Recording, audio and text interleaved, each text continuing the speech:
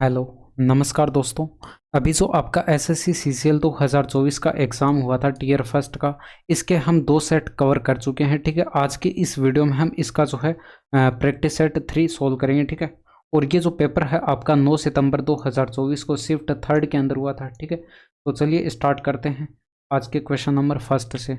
अब ये देखिए टोटल 25 क्वेश्चंस आते हैं और यहाँ पर ये पूरे के पूरे 25 क्वेश्चंस आपको सोल्व करने नहीं होते भाई। यहाँ पर देखिए जो क्वेश्चन कैलकुलेटिव होता है तो वो आपको पहचानना पड़ता है कि कौन सा क्वेश्चन कैलकुलेटिव है और कौन सा क्वेश्चन आसान है। अभी आगे कुछ प्रश्न कैलकुलेटिव आएंगे तो मैं आपको वहाँ पर दिखाऊंगा। ठीक है, तो चलिए स्टार्ट करते हैं। ये क्वेश्चन नंबर फर्स्ट आपके सामने रहा। इसमें देखिए बोला गया कि क्लियरेंस सेल में एक साड़ी जिसका अंकित मूल्य आपको बताया गया 10,490 रुपये था, अब 9,441 रुपये में बेची जाती है। साड़ी पर छूट प्रतिशत आपको डिस्काउंट परसेंटेज जो है वो कैलकुलेट करके बताना है। तो देख लीजिए यहाँ पर कितने की छूट दी जा रही है।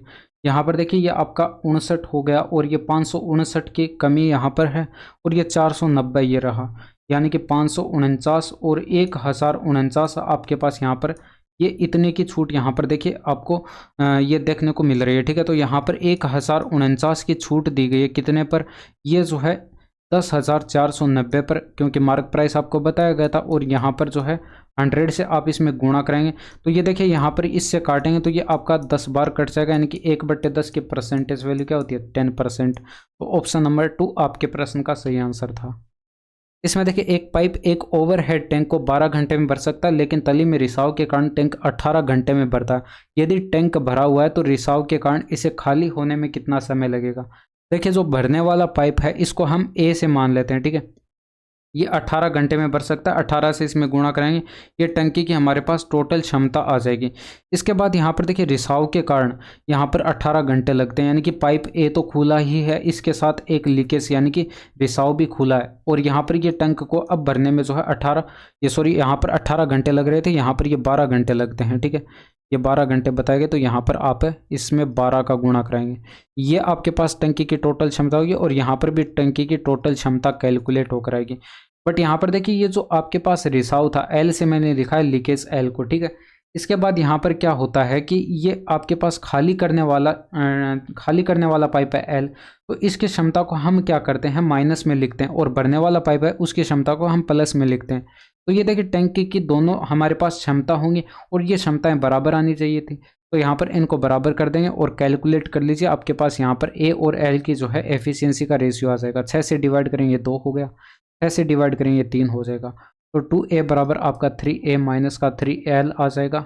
और यहाँ से आप करेंगे तो ये एक साइड a बचेगा और ये बराबर की साइड 3l आ जाएगा, यानी कि a का l के साथ जो रेशियो है ये आपका 3:1 आ जाएगा। ठीक है, अब देख सकते हैं ए पाइप जो है इसकी क्षमता आपके पास कितनी आ चुकी है, 3 यूनिट आ चुकी है। तो यहाँ पर रखेंगे तो आप टैंक की क्षमता कैलकुलेट कर सकते हैं, 3 × 12 करेंगे यानी कि 36 यूनिट आपके पास टैंक की क्षमता आ गई। तो यहाँ पर ये लीकेज जो है इसको जो है पूरे भरे टैंक को खाली करने में कितना टाइम लगेगा। 36 यूनिट टैंक की टोटल क्षमता आई है और इसकी 1 यूनिट एफिशिएंसी है लीकेज की, तो 1 का इसमें भाग करेंगे यानी कि 36 घंटे आपके प्रश्न का सही आंसर आ जाएगा। ये चीज़ आपको यहाँ पर डायरेक्ट भी दिखाई पड़ गई थी कि एल की क्षमता 1 है, 1 का 36 में डिवाइड करेंगे 36 घंटे आंसर। ठीक है, इसमें देखिए यहाँ पर एक संख्या में पहले 12% की वृद्धि की जाती है और फिर 23% की वृद्धि की जाती है। इस प्रकार प्राप्त संख्या में अब 34% की कमी की जाती है, तो मूल संख्या में कुल वृद्धि या कमी प्रतिशत आपको बताना निकटतम पूर्णांक में। तो देखिए यहाँ पर इसको आप रेशियो मेथड से भी कैलकुलेट कर सकते हैं और ज़्यादा कैलकुलेटिव आपका हो जाएगा। तो इसको देखिए आप सक्सेसिव मेथड से भी कैलकुलेट कर सकते हैं। सक्सेसिव मेथड से कैसे कैलकुलेट करेंगे, देखिए 12% की वृद्धि है, फिर यहाँ पर 23% की वृद्धि है, तो 12 + 23 और यहाँ पर 12 × 23 किया और बट्टे के अंदर 100। इसी तरह से आप सक्सेसिव कैलकुलेट करते हैं तो ये आपका यहाँ पर 35 ये 35 आ जाएगा और यहाँ पर जो है 23 दूनी का 46 हो गया और ये आपके पास 23 और 4 27 हो जाएगा। 2 स्थान पर दशमलव लगा दीजिए, यानी कि 37.76% का आपके पास इनका सक्सेसिव कैलकुलेट होकर आ गया। आगे बोला गया कि 34% की यहाँ पर कमी की जाती है, इसको आप कमी को माइनस में लिखेंगे। अब इन दोनों का सक्सेसिव आप कैलकुलेट कर लेंगे, आपके पास आंसर आ जाएगा। ये कैसे कैलकुलेट करेंगे, देखिए 37.76 और ये माइनस का 34 हो गया, माइनस के अंदर 37.76 और इंटू में 34 किया और डिवाइड कर देंगे हम यहाँ पर 100 से। कैलकुलेट कर लीजिए, ये आपका 3.76 बच गया और माइनस के अंदर यहाँ पर देखिए गुणा आपको करानी पड़ेगी। ऊपर देखिए 34 की इसके साथ गुणा कराएंगे तो 6 का देखिए 34 का 6 गुणा कितना हो जाएगा, 6 त्रिका 18, 6 चौके 24, 204 हो जाएगा। हासिल आपके पास 20 आ जाएगी। 7 गुणा करेंगे तो 7 त्रिका की 7 चौके 28, ये हो जाएगा 238 और 20 यानी कि 258 हो गया। हासिल 25 आ जाएगी। ठीक है, इसके बाद यहाँ पर फिर से 238 बनेगा, 25 ऐड करेंगे तो 243 और 20 263 हो गया। इसके बाद यहाँ पर 26 हासिल आ जाएगी और इसका 3 गुणा करेंगे तो ये 90 और 12 102 हो गया और ये 26 128 हो जाएगा। इसमें देखिए 2 स्थान पर दशमलव लगा देंगे क्योंकि यहाँ पर 2 स्थान पर दशमलव था। 2 का और डिवाइड करेंगे यानी कि 2 दशमलव स्थान आगे आ जाएगा यानी कि 12.83 जो है ये आ जाएगा। ठीक है, इनका डिफरेंस करेंगे तो ये आपका जो है 0.7 दिखाई पड़ गया और यहाँ पर 9 का डिफरेंस दिखाई पड़ गया, ये माइनस में आएगा। बट लगभग में आपको बताना था तो ये 9% हो जाएगा और ये माइनस का चिन्ह कमी को रिप्रेजेंट करता है तो 9% की कमी होगी। ठीक है, तो ऑप्शन नंबर 2 आपके प्रश्न का सही आंसर। तो थोड़ा सा कैलकुलेटिव आप इसको बोल सकते हैं। ठीक है, बाकी देखिए किसी को समझाते नहीं तो इतना ज़्यादा टाइम नहीं लगता, आप फास्ट कैलकुलेट कर लेते। इसमें देखिए यदि समीकरण आपको बताई गई है और यहाँ पर जो है के जो है आपको 0 से बड़ा बताया गया तो के स्क्वायर प्लस 6 का मान आपको यहाँ पर ज्ञात करके बताना।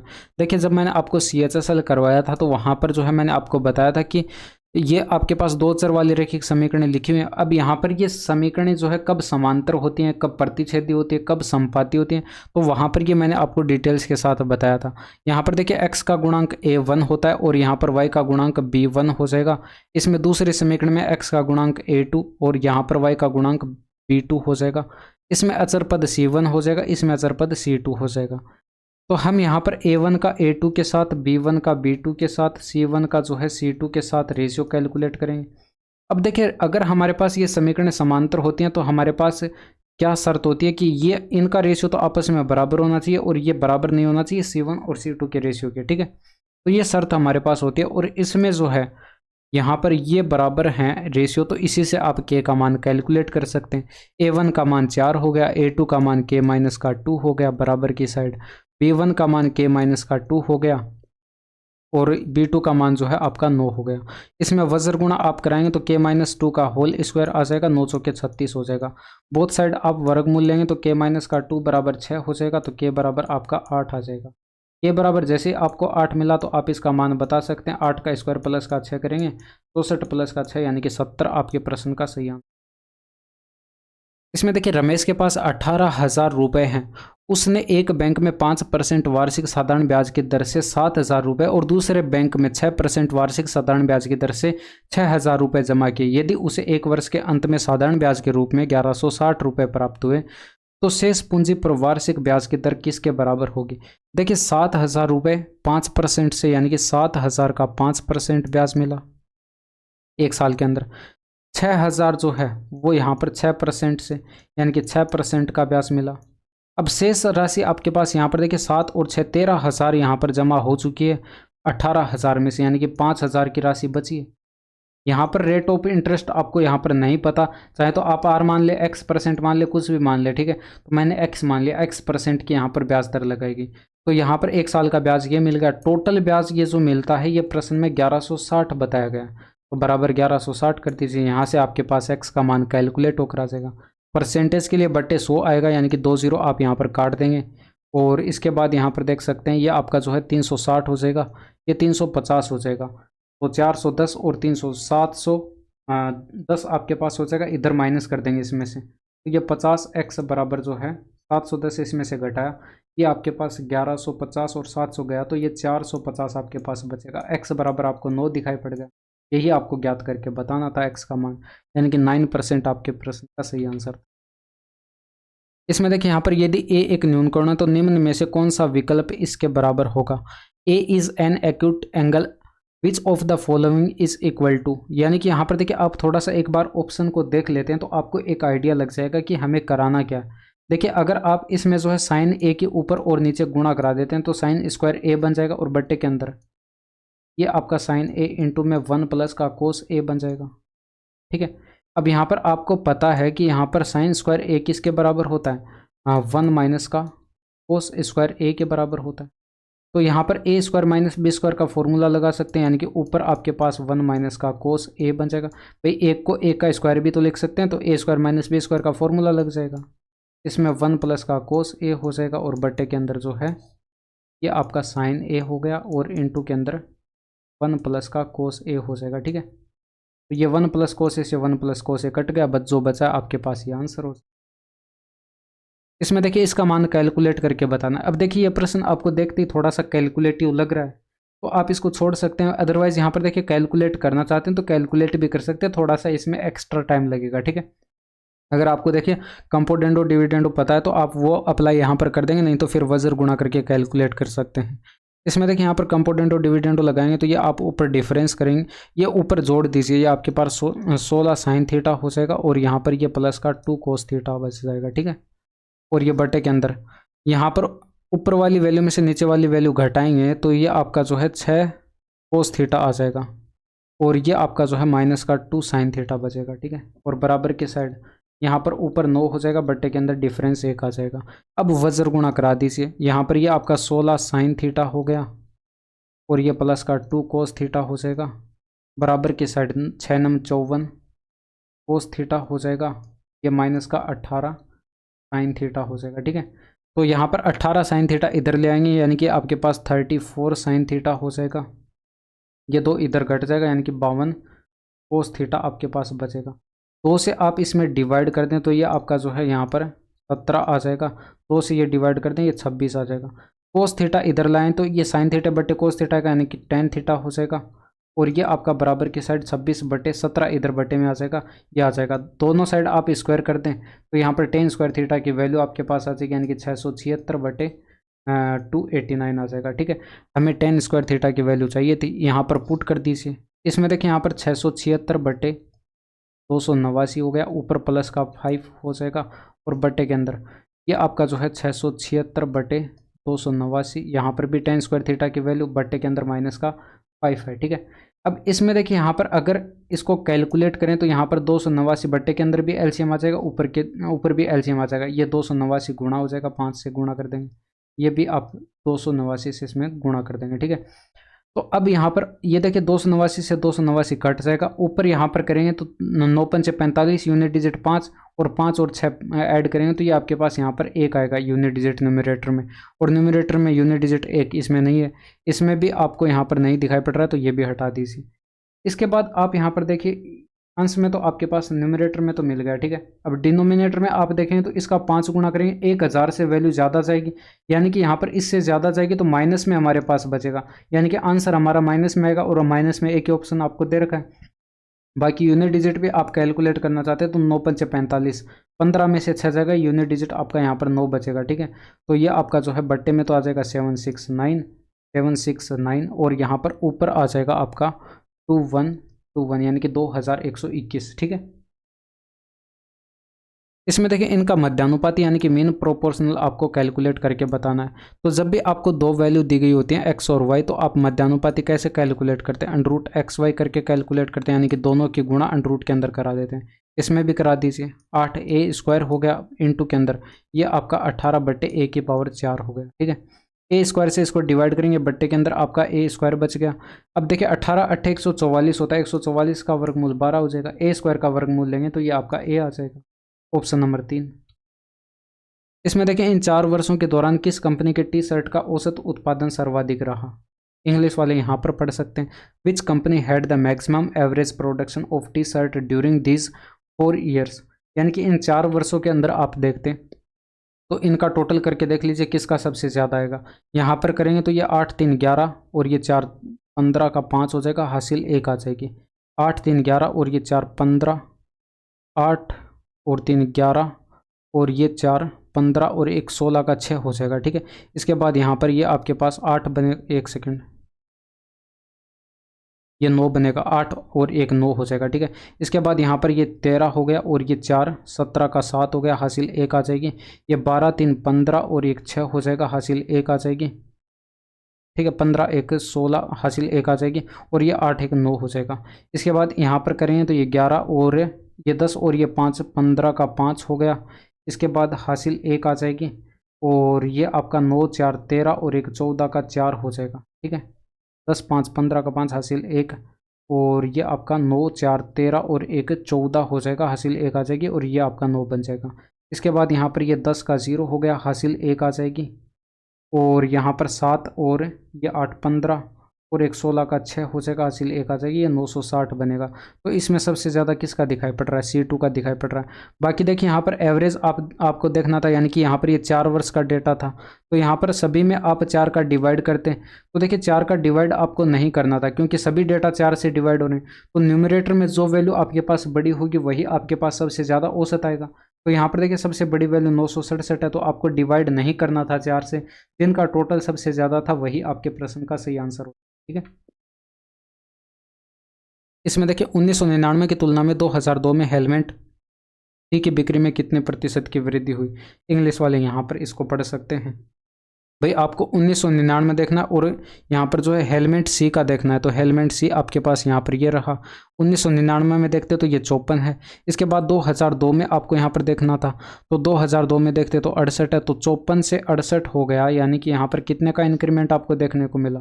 14 का इंक्रीमेंट देखने को मिला। 14 का इंक्रीमेंट कितने पर? 54 पर, और गुणे 100 करते हैं, तो 2 से आप इसमें डिवाइड करते हैं, 7/27 हो जाएगा, यानी कि 700/27। 27 का इसमें डिवाइड करते हैं, 27 दूनी का 54 हो गया। बच गया शेषफल आपके पास 16, उतार देंगे 0, 160।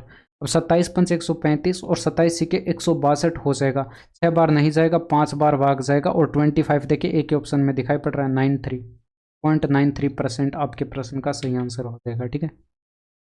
इसमें देखिए 2 त्रिभुज आपको बताए गए, EFG और HIJ सर्वांगसम है। अब यदि ट्रायंगल EFG का क्षेत्रफल बता दिया गया 124 सेंटीमीटर स्क्वायर है, तो यहाँ पर ट्रायंगल HIJ का क्षेत्रफल आपको बताना, HIJ का, ठीक है। अब देखिए जब भी 2 ट्रायंगल आपके पास सर्वांगसम दिए होते हैं, यानी कि कॉन्ग्रुएंट दिए होते हैं, तो उनकी संगत भुजाएं, संगत कोण, उनका परिमाप, क्षेत्रफल, सब कुछ आपस में क्या हो जाता है? बराबर हो जाता है। तो इसका क्षेत्रफल अगर 124 सेंटीमीटर स्क्वायर है, तो इसका क्षेत्रफल भी कितना हो जाएगा? 124 सेंटीमीटर स्क्वायर। तो इसमें तो कुछ करना ही नहीं था, कंसेप्ट पता था तो आपके पास आंसर आ जाता है, ठीक है। इसमें देखिए एक बेईमान दुकानदार आपको बताया गया 25 रुपये प्रति किलो की दर से नमक बेचने का दावा करता है। अब नमक का क्रय मूल्य 25 रुपये प्रति किलो है, और इससे संतुष्ट नहीं होने पर वह प्रत्येक किलो से 200 ग्राम निकालकर मुनाफा कमाने की कोशिश करता है। अब दुकानदार का लाभ प्रतिशत बताना कितना होगा? देखिए पीछे मैंने इस टाइप का प्रश्न कराया था, ये कॉस्ट प्राइस और यहाँ पर सेलिंग प्राइस आप लिखेंगे। ये जो पैसे ले रहा है वो तो पूरे यहाँ पर 1 किलो के ले रहा है, यानी कि 1 किलो में 1000 ग्राम होते हैं, 1000 ग्राम के ले रहा है, जबकि यहाँ पर 200 ग्राम वह है निकाल ले रहा है, यानी कि कम कितना दे रहा है? 200 ग्राम कम दे रहा है, यानी कि दे कितना रहा है? 800 ग्राम दे रहा है। तो 800 ग्राम उसका कॉस्ट प्राइस हो जाएगा, और ये आपका सेलिंग प्राइस हो जाएगा। इनका रेशियो बनाएंगे तो यहाँ पर आप देख सकते हैं 0 से 0 कट गया, 20 से डिवाइड करेंगे 4:5 आ जाएगा। तो प्रॉफिट आपको कितने का दिखाई पड़ा? 1 यूनिट का, कितने पर? 4 पर, और गुणे 100 कर देते हैं, तो ये आपका प्रॉफिट परसेंटेज जो है 25% आ जाता है, ठीक है। इसमें देखिए एक स्टॉक पोर्टफोलियो में 4 स्टॉक हैं। स्टॉक ए पोर्टफोलियो के 20% को निरूपित करता है और इसका रिटर्न 6% है। स्टॉक बी पोर्टफोलियो के 30% को निरूपित करता है और इसका रिटर्न 8% है। स्टॉक सी पोर्टफोलियो के 20% को निरूपित करता है और इसका रिटर्न 4% है। स्टॉक डी पोर्टफोलियो के 30% को निरूपित करता है और इसका नेगेटिव रिटर्न, यहाँ पर देखिए नेगेटिव रिटर्न 5% है। तो पोर्टफोलियो का औसत रिटर्न कितना होगा? देखिए इस प्रश्न को आप चाहें तो नोट कर सकते हैं, ये इंपॉर्टेंट प्रश्न है। इसमें देखिए यहाँ पर कोई भी एक स्टॉक है, ठीक है, इसका औसत रिटर्न कैसे कैलकुलेट करेंगे? यहाँ पर ये जो स्टॉक ए है इसका वेटेज यहाँ पर 20% है। भाई यहाँ पर 20% की फ्रैक्शन वैल्यू 1/5 होती है, आपको पता है। तो यहाँ पर ए के लिए जो है आप कैलकुलेट करेंगे तो 1/5 इसका वेटेज है। इसमें इसका जो है रिटर्न कितना है? 6% है, तो 6% का आप इसमें गुणा करा देंगे। इसी तरह से बी का कैलकुलेट कर लीजिए। भाई बी का यहाँ पर वेटेज 30% है, 30% की फ्रैक्शन वैल्यू 1/3 हो जाएगी, सॉरी 3/10 हो जाएगी। इसके बाद यहाँ पर इसका रिटर्न जो है यहाँ पर कितना बताएगा? 8% बताएगा, तो यहाँ पर इसमें 8 का गुणा करा देंगे, 8% का गुणा करा देंगे। इसके बाद इसी तरह से आप सी का कैलकुलेट कर लेंगे और सी का यहाँ पर 20% भाई 20% की फ्रैक्शन वैल्यू 1/5 होती है, और यहाँ पर जो है रिटर्न 4% बताएगा, तो इसको आप 4% से गुणा करा देंगे। इसी तरह से डी के लिए कैलकुलेट कर लेंगे। डी का 30% बताएगा 3/10 इसकी फ्रैक्शन वैल्यू, और इसका नेगेटिव रिटर्न आपको बताएगा 5% है, तो -5% लिखेंगे, नेगेटिव रिटर्न है, ठीक है। ये जो भी कैलकुलेट होकर आएगा उनको आप सभी को ऐड कर देंगे, तो आपके पास यहाँ पर जो है औसत रिटर्न आ जाएगा पूरे स्टॉक का, ठीक है। कैलकुलेट कर लीजिए, ये आपका 1.2 आ जाएगा परसेंटेज में प्लस के अंदर, ये आपका 2.4% आ जाएगा, और ये आपका जो है प्लस के अंदर ये 0.8% आ जाएगा, और ये प्लस के अंदर ये आपका ये माइनस के अंदर आएगा, माइनस का 1.5%, ठीक है। तो यहाँ पर कैलकुलेट करेंगे तो ये आपका यहाँ पर 3.2 हो गया, और यहाँ पर देखिए ये इनका डिफरेंस देखेंगे तो आपको जो है कितने का दिखाई पड़ रहा है, 0.3 का माइनस में बचेगा। तो यानी कि आप 3.2 में से माइनस कर देंगे, 3.2% में माइनस कर देंगे 0.3%, तो यहाँ पर जो है आपको 2.9% का जो है इनका डिफरेंस दिखाई पड़ रहा है। ऑप्शन नंबर 2 आपके प्रश्न का सही आंसर हो जाएगा, ठीक है। इसमें देखिए यहाँ पर x, y और z धनात्मक संख्या हैं, और x + y + z बराबर 1 बताएगा, तो इसका न्यूनतम मान आपको ज्ञात करके बताएं। देखिए इसका आसान सा मेथड मैं बताऊं तो इनके न्यूनतम मान के लिए यहाँ पर हमें क्या करना पड़ेगा, ये जो x है, y है और ये z है, इनको हमें बराबर रखना पड़ेगा, और बराबर मान लेते हैं यहाँ पर कोई भी कुछ भी मान लीजिए, p मान लीजिए, ठीक है, बराबर p के हैं। तो अगर हम इनको ऐड करेंगे, भाई यहाँ पर x की जगह p रखा, यहाँ पर भी p रखा, और यहाँ पर भी आपने p रखा, तो ये आपका 3p हो जाएगा, और ये बराबर की साइड कितना हो जाएगा, 1 हो जाएगा, यानी कि p बराबर कितना हो जाएगा, 1/3, यानी कि यहाँ पर p बराबर आपके पास कितना आया, 1/3 आया। तो यानी कि यहाँ पर तीनों वैल्यू को अगर आप 1/3 के बराबर रख दें, तो यहाँ पर जो इनका सम 1/3, यहाँ पर देखिए 1/3, और यहाँ पर भी 1/3, और यहाँ पर भी 1/3, इनको ऐड करा लीजिए, बराबर आपके पास 1 बनेगा। अब यहाँ पर देखिए आप x की जगह 1/3, y की जगह 1/3 और z की जगह 1/3 रखेंगे। मैं एक करके आपको दिखा देता हूँ, 1/x, ठीक है। 1 के बट्टे में यहाँ पर x की वैल्यू 1/3 रखेंगे, तो 3 बट्टे के बट्टे में, यानी कि यहाँ पर 3 ऊपर चला जाएगा, ये बराबर कितना आएगा, 3 आएगा, तो 1/x बराबर 3 है। तो इसी तरह से इसका मान भी 3 आएगा, इसका मान भी 3 आएगा, इन तीनों को प्लस कर लीजिए, ये आपका यहाँ पर बराबर कितना आ रहा है, 9 आ रहा है। तो न्यूनतम मान हमें कितना मिला, 9 मिला। बाकी देखिए इसका जो प्रॉपर मेथड जो होता है वो अरिथमेटिक मीन और हार्मोनिक मीन जो है उनके डिफरेंस का जो है भाई, उनका जो है अंश समानता का उपयोग करके ही आप इसको कैलकुलेट कर पाएंगे। भाई अगर आपने समांतर श्रेणी और हरात्मक श्रेणी पढ़ी है तो वहाँ पर आप समांतर माध्य और हरात्मक माध्य कैलकुलेट करते हैं, तो उनकी असमानता का उपयोग करके जो है इस चीज़ को आप प्रूफ कर सकते हैं कि ये जो आपके पास न्यूनतम मान है 9 होगा। बट वो थोड़ा सा कॉम्प्लिकेटेड होगा, ये आपके लिए आसान मेथड है, शॉर्ट मेथड है, ठीक है। इसमें देखिए यदि एक घनाभ की लंबाई, चौड़ाई और ऊंचाई बता दी गई, एल, बी और एच बता दिया गया, तो घनाभ का वॉल्यूम आपको ज्ञात करके बताना। आसान सा प्रश्न था भाई, वॉल्यूम आपको पता है, लंबाई गुणे चौड़ाई गुणे ऊंचाई होता है, तो सिंपल सा आपको कुछ नहीं करना था, 8 × 4 × 6 कर देना था। तो 800 के 32 हो गया, गुणे 6 करते तो 6 × 3 = 18, 6 × 2 = 12, यानी कि 192 आपके प्रश्न का सही आंसर था। इसमें देखिए a + b बराबर आपको 2c बताया गया, तो निम्नलिखित में से कौन सा व्यंजक सही है। देखिए इसमें एक बार ऑप्शन आप यहाँ पर थोड़ा सा ध्यान से देखिए, तो यहाँ पर देखिए ऑप्शन नंबर 2 और 3 देखिए एक बार के लिए, यहाँ पर इस 2bc को आप इधर भेज दें तो ये प्लस में आ जाएगा, यहाँ पर देखिए प्लस में आ गया, और इसको इधर भेज दें तो ये इधर की साइड प्लस में आ जाएगा, यानी कि 2ac, ये देखिए इधर प्लस में आ गया। तो ये वाला ऑप्शन और ये वाला ऑप्शन आपका सेम ही है, ऑप्शन नंबर 2 और 3, और एक प्रश्न के 2 आंसर हो नहीं सकते, तो आपके पास ये ऑप्शन नंबर 2 और 3 तो आंसर हमारे हो नहीं सकते। इसके बाद 2 ऑप्शन हमारे पास बचे, इनमें आप कंपेयर कराएंगे। देखिए यहाँ पर अगर आप किसी भी एक वैल्यू को आप 0 रख दीजिए, जैसे कि मैं यहाँ पर देखिए a बराबर 0 रख देता हूँ, ठीक है, a बराबर मैंने 0 रख दिया, तो ये तो आपका 0 हो गया। यहाँ से आपके पास क्या मिल गया, b बराबर 2c मिल गया, ठीक है, b बराबर 2c मिल गया। तो यहाँ पर आप कैलकुलेट करेंगे तो ये आपका देखिए 0 हो गया, इसमें ऑप्शन नंबर 1 में देखेंगे तो ये आपका 0 हो गया, और जहाँ जहाँ आपके पास a आ रहा है वो टर्म आपके पास 0 हो जाएंगे, ठीक है, गुणा करेंगे तो ये भी 0 हो गया। तो b² बराबर कितना मिल गया, यहाँ से मैं इसको यहाँ पर सिंप्लीफाई करके लिख रहा हूँ, ठीक है, ये आपके पास b² बराबर मिल गया 2bc, ठीक है, और bc बराबर हमने कितना कैलकुलेट किया है, 2c। तो bc की जगह आप यहाँ पर अगर 2c रखते हैं और बी की जगह आप यहाँ पर 2c रखते हैं तो ये आपका बी स्क्वायर बराबर कितना हो जाएगा, 2 गुणे 2 यानी कि 4 हो जाएगा, सी गुणे सी यानी कि सी स्क्वायर हो जाएगा। बोथ साइड आप यहाँ पर वर्गमूल ले लें तो बी बराबर आपके पास कितना बन जाएगा, 2c बन जाएगा। या फिर आप इसका स्क्वायर करते तो बी स्क्वायर बराबर क्या बनता, 4c स्क्वायर बन रहा था। यानी कि यहाँ पर ये पहला ऑप्शन जो है हमारा सभी शर्तों को संतुष्ट कर रहा है। इसमें अगर आप देखते तो ए का मान तो आपने 0 रख दिया था, तो ये वाला 0 ये वाला 0, तो B square minus B C बराबर आपके पास कितना मिल गया, 0 मिल गया। इससे B square minus B C बराबर 0, तो बी स्क्वायर बराबर कितना मिल जाएगा, बी सी मिल जाएगा। तो बी से बी कट गया यानी कि बी बराबर सी मिल जाएगा। और ऐसा कुछ है नहीं, बी बराबर तो हमारा 2c है, तो यहाँ पर ये वाला संतुष्टि नहीं कर रहा, तो ऑप्शन नंबर 4 हमारा नहीं हो सकता। ऑप्शन नंबर फर्स्ट आपका करेक्ट आंसर था। इसमें देखिए यहाँ पर क्या पूछा गया है कि आलेख 2018 में 3 कंपनियों द्वारा रेफ्रिजरेटर के उत्पादन को दर्शाता है। ठीक है, तो यहाँ पर पूछा गया कंपनी सी द्वारा उत्पादित रेफ्रिजरेटर के कुल उत्पादन का कितना प्रतिशत है। इंग्लिश वाले यहाँ पर पढ़ सकते हैं। ठीक है, बाकी यहाँ पर जो है आपको निर्देश दिए गए हैं।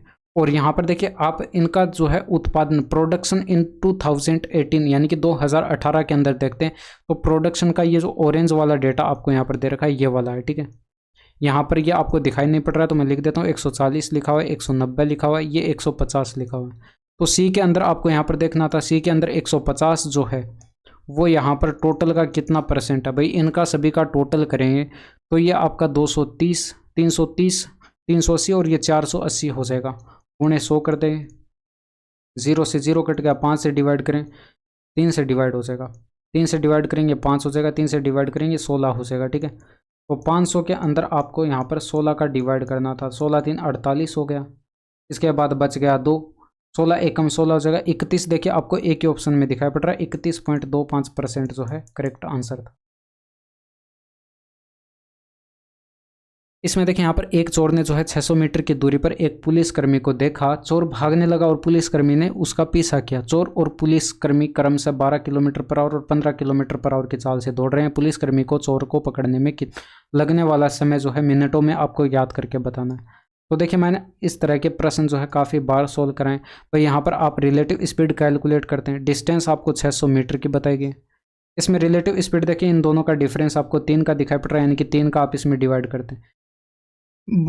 बट ये आपको 3 जो है ये किलोमीटर पर आवर में दिया गया है। ठीक है, मीटर प्रति सेकंड में कन्वर्ट करते 5/18 से गुणा करना पड़ता, 3 से डिवाइड करते बट्टे में 6 आ जाता है, ऊपर चला जाता है, यानी कि 3600 के अंदर आपको यहाँ पर 5 का डिवाइड करना था।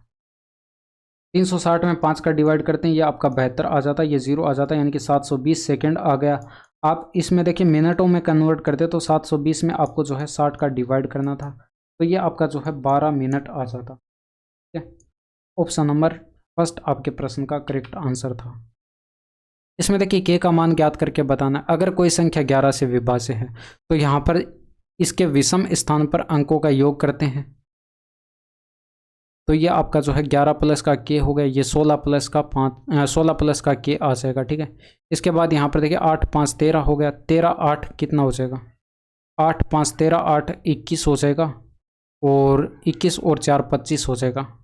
यानी कि इनका डिफरेंस करेंगे तो 25 माइनस हमने किया, ये आप 16 प्लस का के आप इसमें से माइनस करेंगे तो ये बराबर की साइड 0 आना चाहिए या फिर 11 आना चाहिए या फिर 11 का कोई मल्टीपल आना चाहिए अगर ये संख्या 11 से डिवाइड है। तो देखिए अगर आप यहाँ पर 0 लेते हैं तो यहाँ पर ये जो है आपका के का मान जो होना चाहिए वो 9 होना चाहिए, क्योंकि 9 + 16 करते 25, 25 - 25 बराबर 0 आ जाएगा, यानी कि के का मान 9 हो सकता है। लेकिन जैसे ही बराबर आप 11 लेते हैं तो यहाँ पर देखिए आप अगर के की जगह -2 रखेंगे तो यहाँ पर ये 14 बनेगा, और 14 25 में से घटाएंगे तब आपके पास क्या रहेगा, तो माइनस में तो यहाँ पर के का नंबर नहीं हो सकता, के का मान माइनस में तो नहीं हो सकता, तो यहाँ पर इसका मान क्या होगा, 9 होगा।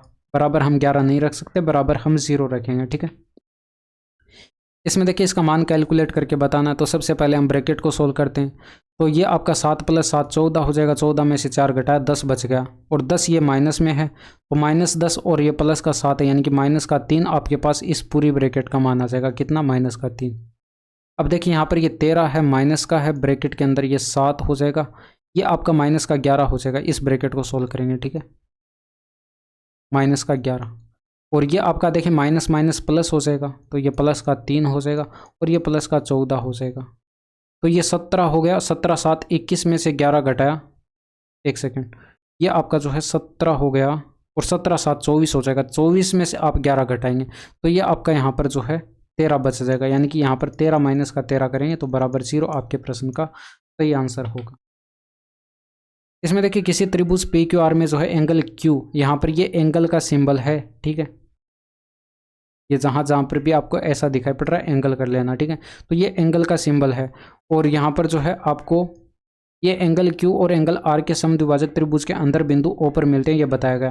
तो यहाँ पर यदि एंगल क्यू ओ आर बराबर 107 डिग्री है तो यहाँ पर एंगल पी की माप आपको ज्ञात करके बतानी है। तो देखिए कोई भी हम एक ट्राइंगल मान लेते हैं, ये हमारे पास जो है पी क्यू आर ट्राइंगल है, ये पी हो गया, ये क्यू हो गया, ये आर हो गया। अब यहाँ पर एंगल पी और ये एंगल क्यू और एंगल आर के जो कोण समद्विभाजक हैं वो बिंदु ओ पर मिलते हैं, ठीक है। अब कोण समद्विभाजक जिस बिंदु पर मिलते हैं उसे हम त्रिभुज का अंतःकेंद्र कहते हैं। तो यहाँ पर ये कोण समद्विभाजक हैं, ठीक है।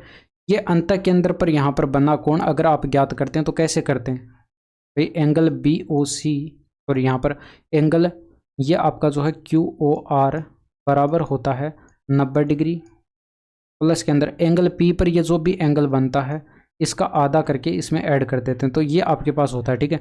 अब यहाँ पर देखिए एंगल क्यू ओ आर, तो ये तो आपको प्रश्न में 107 डिग्री बताया गया, बराबर 90 प्लस का करते एंगल पी बटे 2, तो ये 90 इधर घट जाता है यानी कि आपका जो है 17 बच जाता और ये बराबर एंगल पी बटे 2 के इधर गुणा करा देते यानी कि एंगल पी बराबर आपका जो है 34 डिग्री आ जाता। ऑप्शन नंबर 4, एंगल पी का ही मान आपको ज्ञात करके बताना था। इसमें देखिए कोसेक अल्फा का मान ज्ञात करके बताना है, तो इसमें भी आप यहाँ पर कंपोनेंडो डिविडेंडो अगर यूज़ करते तो यहाँ पर ऊपर प्लस करते यानी कि ऊपर 2 सेक अल्फा आ जाता और यहाँ पर बटे में इन दोनों का नीचे डिफरेंस करते, ऊपर वाली वैल्यू में से नीचे वाली वैल्यू घटाते तो यहाँ पर जो है आपका 2 tan अल्फा आ जाता और ये बराबर की साइड यहाँ पर 7 प्लस का 4 11 हो गया, इन दोनों का डिफरेंस बट्टे के अंदर 3 हो जाएगा, ठीक है। 2 से 2 कट गया। अब देखिए सेक अल्फा बट्टे टेन अल्फा क्या हो जाएगा, 1 बट्टे साइन अल्फा और 1 बट्टे साइन अल्फा क्या होता है, कोसेक अल्फा होता है। तो कोसेक अल्फा बराबर कितना मिल गया 11 बट्टे 3, आंसर लगा दीजिए ऑप्शन नंबर 2। अब देखिए ये हुआ कैसे, इसको थोड़ा सा समझा देता हूँ मैं साइड में। यहाँ पर सेक अल्फा को क्या लिख सकते हैं आप, 1 बट्टे कोस अल्फा लिख सकते हैं। बाकी देखिए ये आपको दिमाग में सोचना था। और टेन अल्फा बट्टे के अंदर है, टेन अल्फा क्या होता है साइन अल्फा बट्टे कोस अल्फा। अब अगर हम इसको ऊपर ले जाएंगे तो ये वैल्यू पलट जाएगी यानी कि कोस अल्फा ऊपर चला जाएगा, बट्टे के अंदर साइन अल्फा रह जाएगा। और इसको सिंप्लीफाई करेंगे तो ये आपका कट जाएगा और यहाँ पर 1 बट्टे साइन अल्फा बचा, 1 बट्टे साइन अल्फा को क्या लिख सकते हैं, कोसेक अल्फा लिख सकते हैं। तो इसीलिए मैंने डायरेक्ट इसको जो है सेक अल्फा बट्टे टेन अल्फा को जो है कोसेक अल्फा लिख दिया। इसमें देखिए 10 सेंटीमीटर त्रिज्या और 30 डिग्री कोण वाले एक वृत्त के त्रिज्यखंड का परिमाप कितना होगा, ये आपको यहाँ पर बताना है। तो देखिए यहाँ पर परिमाप आपको बताना है, तो परिमाप का फॉर्मूला क्या होता है, L प्लस का 2R होता है।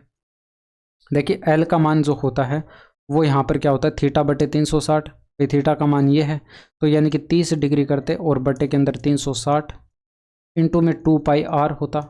पाई की जगह आपको 3.14 लेना है और गुणे के अंदर आर की जगह आपको 10 लेना है, ठीक है। और प्लस के अंदर 2 गुणे आर यानी कि 2 गुणे 10 कैलकुलेट कर लीजिए भाई। यहाँ पर देखिए 3 दूनी का 6 होता यानी कि आपका जो है 60 हो जाता, 0 से 0 कट गया, 6 से डिवाइड करते ही आपका 6 बार कट जाता, ठीक है। 10 के इसमें गुणा कराते तो ये 31.4 बटे 6 आ जाता और ये प्लस का 20 आ जाता। 6 दूनी का 12 120 और ये आपका जो है 151.4 बटे 6, 6 का इसमें डिवाइड करते 6 दूनी का 12 बच गया 3, 6 पंचे 30। देखिए 25 एक ही ऑप्शन में दिखाई पड़ रहा है, 0.2 आपके प्रश्न का जो है करेक्ट आंसर था।